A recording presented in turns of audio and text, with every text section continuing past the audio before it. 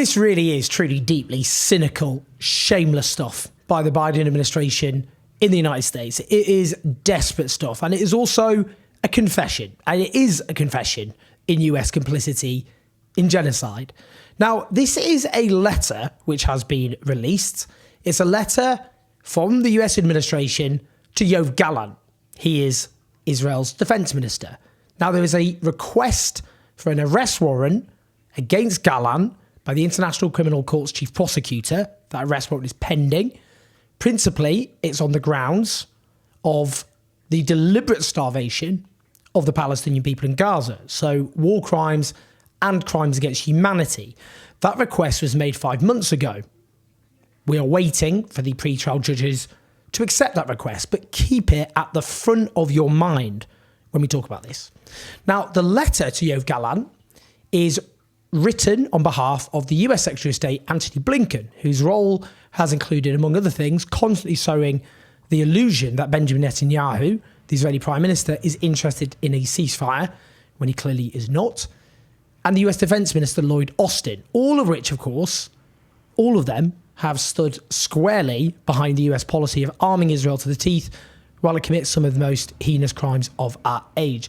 Now, the letter notes previous correspondence from April, 6 months ago, from Blinken to Gallant, emphasising that in accordance with US law and policy, the Departments of State and Defence must continually assess the Israeli government's adherence to the March 2024 assurances that, and I quote, Israel would facilitate and not arbitrarily deny, restrict, or otherwise impede, directly or indirectly, the transport or delivery of United States humanitarian assistance and US government-supported international efforts to provide humanitarian assistance to and within Gaza. They note here the legal provisions of the Foreign Assistance Act in the US. Bear this in mind. It means that the US must immediately end arms to any state which is impeding US-sanctioned humanitarian aid as a matter of law. Now, this letter declares, we are now writing to underscore the US government's deep concern over the deteriorating humanitarian situation in Gaza and seek urgent and sustained actions by your government this month to reverse this trajectory. They now declare basic facts about the humanitarian catastrophe which have been loudly reported to the world for many, many months since this began, by the United Nations, by NGOs, by aid workers, by those journalists who decided not to be complicit in genocide. They say in this letter, the humanitarian situation for over 2 million civilians in Gaza is increasingly dire. Despite the July transition from combat operations to special counterterrorism operations in the Gaza Strip, multiple evacuation orders have forced 1.7 million people into a narrow coastal zone from Rawasi to Deir al-Balah. Extreme overcrowding has put these civilians at high risk of lethal contagion. Humanitarian implementers report that they are unable to meet essential survival needs of aid-dependent civilians. Trucks carrying humanitarian commodities, including perishable goods funded by the United States, are delayed at crossing platforms. I am losing my mind reading this letter. I'm losing my mind, which I'll explain. Let me continue, if my blood pressure allows it. We are particularly concerned that recent actions by the Israeli government, including halting commercial imports, denying or impeding nearly 90% of humanitarian movements between northern and southern Gaza in September, continuing burdensome and excessive dual-use restrictions, and instituting new vetting and onerous liability and customs requirement for humanitarian staff and shipments, together with increased lawlessness and looting, are contributing to an accelerated deterioration in Gaza conditions.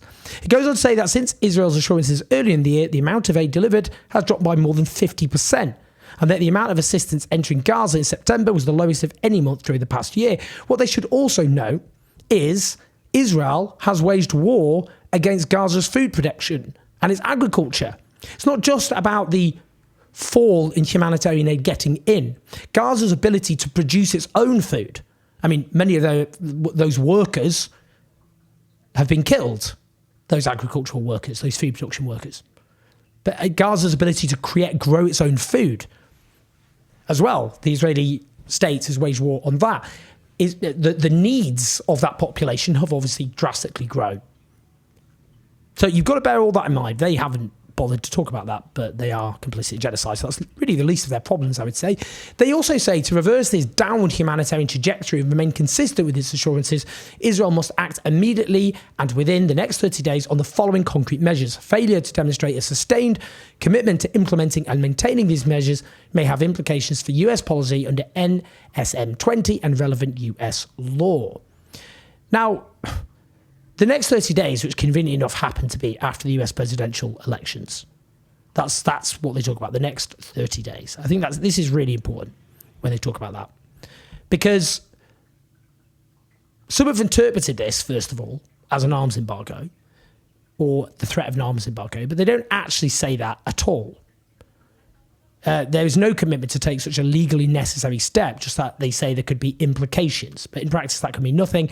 And they wait until after the election happens.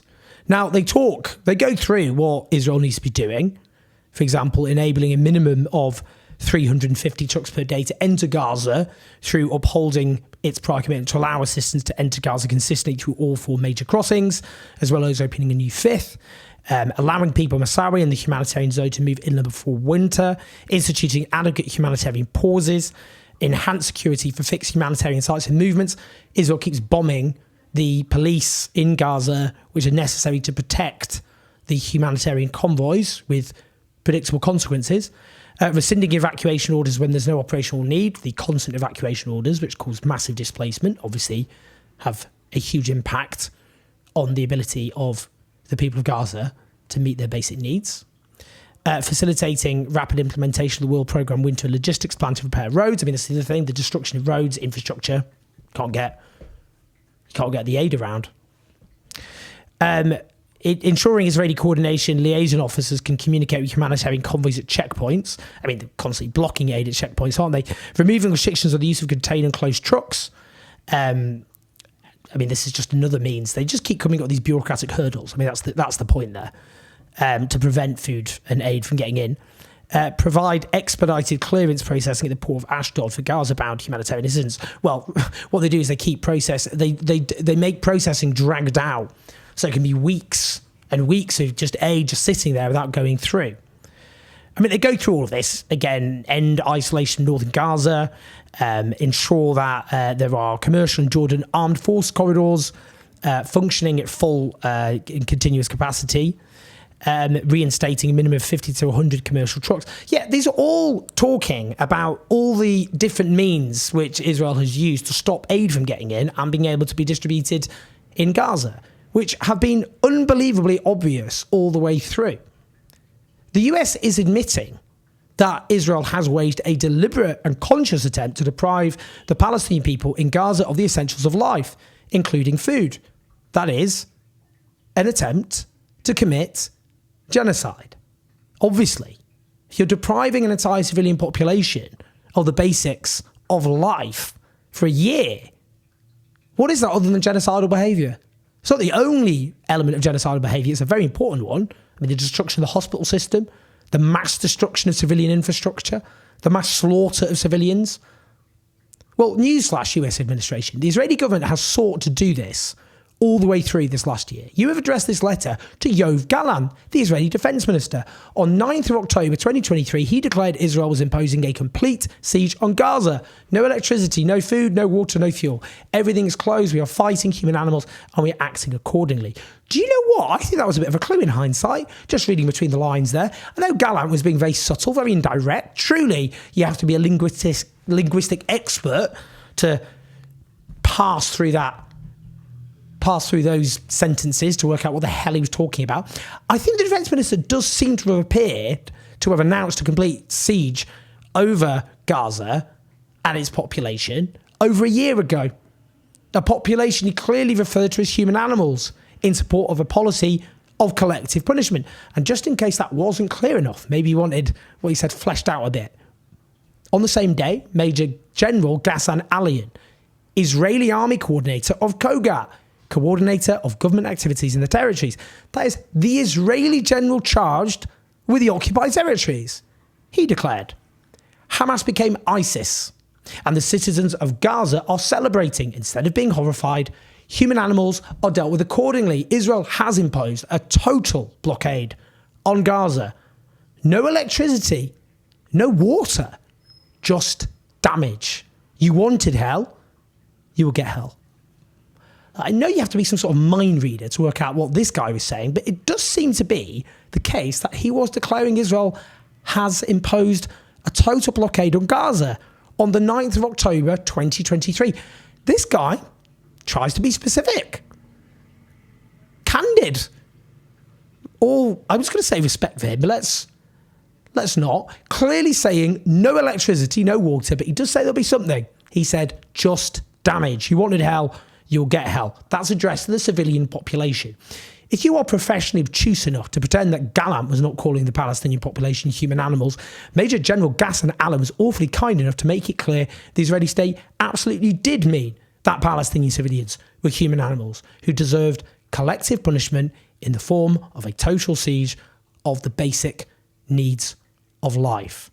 Last December, the UN Secretary General declared the conditions for the effective delivery of humanitarian aid no longer exist. That same month, South Africa filed a case alleging genocide against Israel at the International Court of Justice. And guess what? Israel's siege of Gaza was a key plank of their entire case.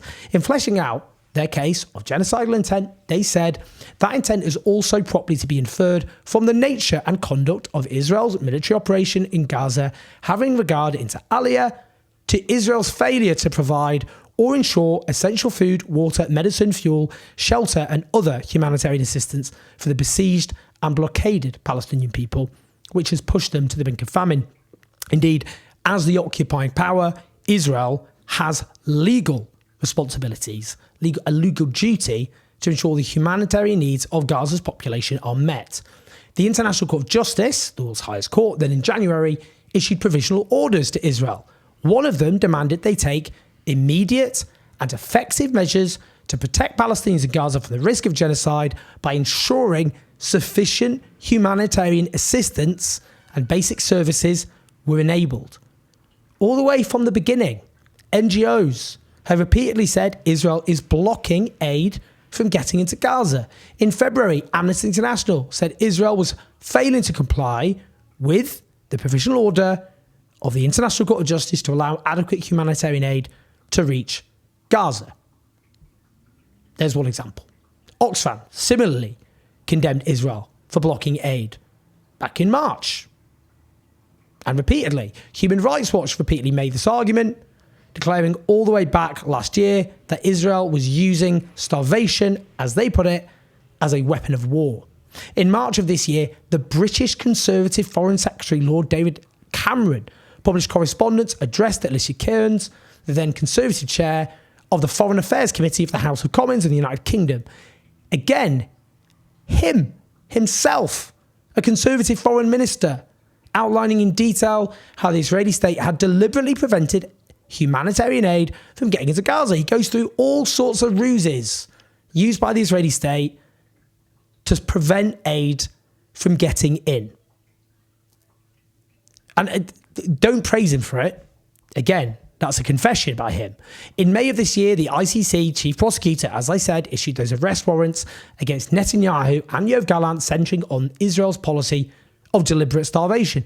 Crucially, we also know from last month, the US investigative journal ProPublica, that the US Agency for International Development and the State Department's Refugee Agency this spring gave detailed assessments to Secretary of State Blinken that Israel was deliberately blocking food and medicine from entering Gaza, necessitating the imposition of an arms embargo. But Blinken disregarded this and covered up what they said. This letter from the US administration is a confession. Anyone who wasn't an apologist for Israel's genocide knew that Israel was deliberately starving the civilian population of Gaza of all the necessities of life as a conscious strategy. The US administration has officially confirmed this, but they still continue to arm and support Israel, just as they have all the way through this genocidal rampage. That's why it's not just Israeli leaders who belong in the dock. This letter offers key evidence that US leaders knew what was happening. They knew what they were doing. They cannot claim ignorance. They knew what Israel was doing, and they carried on with their complicity anyway. That is the basic fact. That's what this letter says. It doesn't say anything meaningful and tangible. It says what we already knew, but it makes clear the US knows that Israel has attempted to starve the civilian population of the basics of life. And that is a central plank of a strategy of genocide. Please like and subscribe. Leave your thoughts, your comments. We'd love to hear what you think. Help keep the show on the road as we take on the pro-genocide media at patreon.com/owngenocide84, a pro-genocide media who often failed to even print what Israeli leaders and officials promised they were going to do right from the very beginning. One of the most disgusting moments in the history of Western journalism. And my word, have there been many disgusting moments, but they wouldn't even tell the people in their own countries what Israeli leaders and officials said they were going to do, which they went and did. Don't let them forget it. Please like and subscribe. Listen to the podcast. I'll speak to you soon.